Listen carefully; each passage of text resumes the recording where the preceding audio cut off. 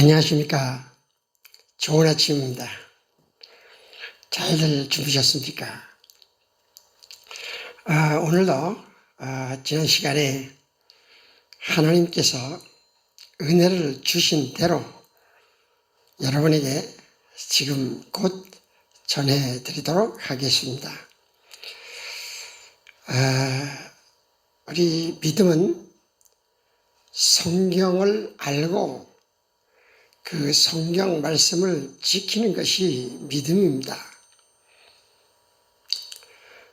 그런데 믿는 사람들이 자기에게 불리한 것은 알려고 하지도 않고 안다고 해도 자기 합리화나 자기는 모르는 채 하고 넘어갑니다. 아예 그런 말은 듣기를 싫어하죠. 뿐만 아니라 다른 사람에겐 절대적인 판단을 하면서도 자기 삶에 대해서는 관대합니다. 이게 얼마나 어리석은 믿음입니까? 믿음이란 다른 사람을 위해서 믿는 것이 아니고 바로 나 자신을 위해서 믿는 것입니다. 성경이 말하는 죄나 허물도 교회 안에서는 사랑이니 자비니 온유니 용서니 또 자기 만족하는 어떤 회개란 용어로 다 해결하려고 하는 경우가 많습니다. 그런데 이 회개도요, 내가 회개를 하지만 그 회개에 대한 응답이 있어야 되는 것입니다. 자기만 한다고 되는 게 아니에요. 더군다나 회개는요, 철저히 하나님의 응답이 있어야 됩니다. 오늘요, 주신 말씀은요, 사도 바울이 교회에서 쫓아내야 될 사람이라고 했습니다. 어떤 사람을 쫓아내야 되는가? 교회 내에 죄인과 불법한 자를 내어 쫓으라. 고린도전서 5장 9절에 보면 너희에게 쓴 편지에 음행하는 자들을 사귀지 말라 하였거니와. 이 말씀을 잘 생각해요.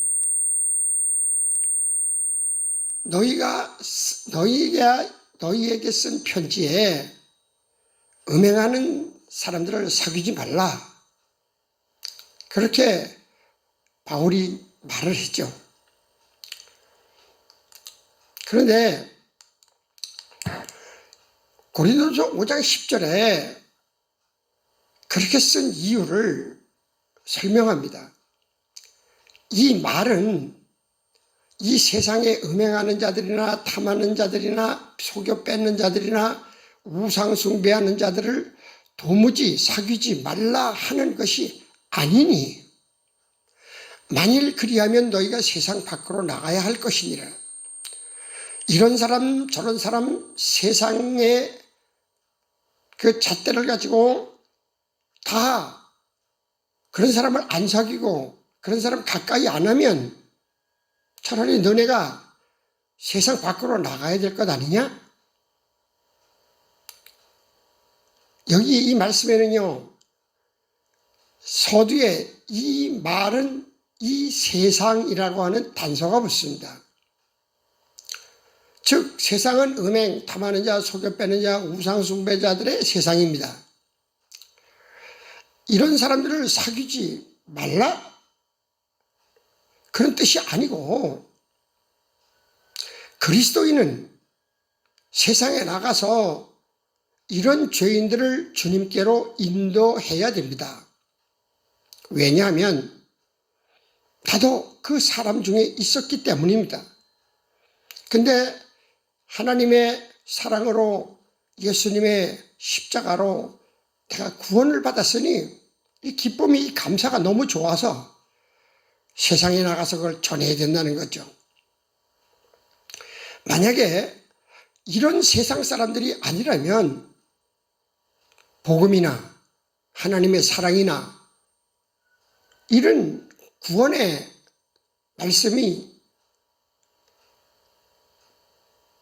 그 그리스도인이 그 말씀을 가지고 밖으로, 세상 밖으로 나가버려야 될 거 아닙니까? 바로 이 수도사들이나 수녀들, 고행자들, 스님들이 다 그런 부류입니다.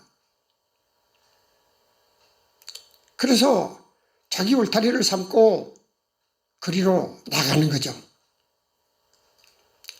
여기서 중요한 말씀을 하세요.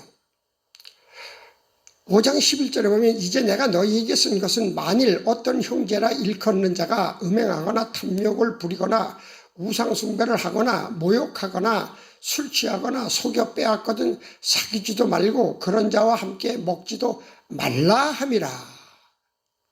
여기에요, 중요한 부분이 있어요. 서두에 보면 이제 내가 너희에 쓴 것은 만일 어떤 형제라 일컫는 자가, 여기 형제는요, 그리스도인의 공동체 속에서 하는 말이에요. 교회 성도가, 교회 직분자가, 자매가, 형제가 이 세상 풍속, 음행, 탐욕, 우상숭배, 모욕하고 술 취하고 속여 뺐거든 그런 사람 사귀지 마라. 교회 안에서도 사귀지 말고 그런 사람하고는 먹지도 말라는 거예요. 왜 그러냐? 형제라 소리를 듣는 교회 공동체는 이런 세상의 모습을 버린 곳이라고 우리가 알고 있기 때문입니다. 쉽게 말하면 성도가, 직분자가, 서로 간의 믿음의 형제 자매가 세상의 행위를 할 때예요. 음행하고 탐욕하고 우상숭배하고 모욕하고 술 취하고 속여 뺏고 하는 것은 세상 모습이에요. 형제가 그런 짓을 한다는 거예요. 이 오늘날 현대 교회의 깊은 그 내면에 얼마나 중요한, 얼마나 준엄한 경계를 주시는 겁니까? 그리스도인이 세상과 달라야 할 이유기도 합니다. 그리스도는 세상과 달라야죠. 거기서 구원받은 사람이니까. 더 중요한 것은 12절에 밖에 있는 사람들을 판단하는 것이야 내게 무슨 상관이 있으리오마는, 밖이라는 것은 저 세상에 안 믿는 사람들이거든요. 그 사람들이 하는 짓을 보고 지옥 가겠다, 멸망당하겠다, 파멸당하겠다 하는 것은, 그런 판단을 하는 건 무슨 상관이 있겠나만, 교회 안에 있는 사람들이야 너희가 판단하지 아니하랴. 무슨 얘기입니까? 교회 안에 같은 신앙생활을 하고 있으면서 그런 삶을 알고 있어. 그러한 세상적인 삶을 사는 것을 알고 있다고요. 목사님도 알고, 장로님도 알고, 권사님도 알고, 교인들이 알고 있는 거예요. 그런데 교회라는 이름 때문에 묵인하거나 그것을 못 본 채 간과해버리는 거죠. 여기 세상 밖이라 하는 것은 세상이잖아요. 세상, 하나님이 창조하신 세상, 그 위에 그 아담으로부터 범죄되어서 사단의 영이 지배하는 세상, 이것을 에온이라고 그래요. 에온, 죄의 세상. 이 세상은 불신앙이니까 멸망당하고 파멸당하는 것이 당연한 거예요. 사도 바울도 그런 얘기를 하잖아요. 13절에 밖에 있는 사람들은 하나님이 심판하시려니와, 교회를 모르고 하나님을 안 믿고 불신적으로 사는 사람은 하나님이 심판하시는 건 당연해요. 그런데 이 악한 사람은 어떤 악한 사람입니까? 교회의 신앙생활을 하면서 세상의 삶을 세상의 가치를 가지고 사는 사람을 악한 사람이라 그랬어요. 교인이 뭐 사람을 죽이겠어요? 폭력을 가하겠어요?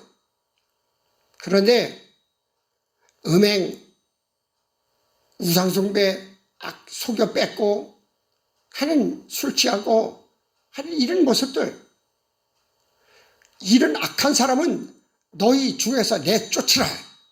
오늘까지 믿음 생활하면서 교회 안에서 이런 짓을 하면 내쫓으라는 얘기 들어보셨습니까? 성경은 말하고 있는데 말하지 않아요. 교회가 말하지 않아요. 성도가, 교회가 그렇게 지도하지 않아요. 이 악한 사람은 교회 안에 있는 사람이에요.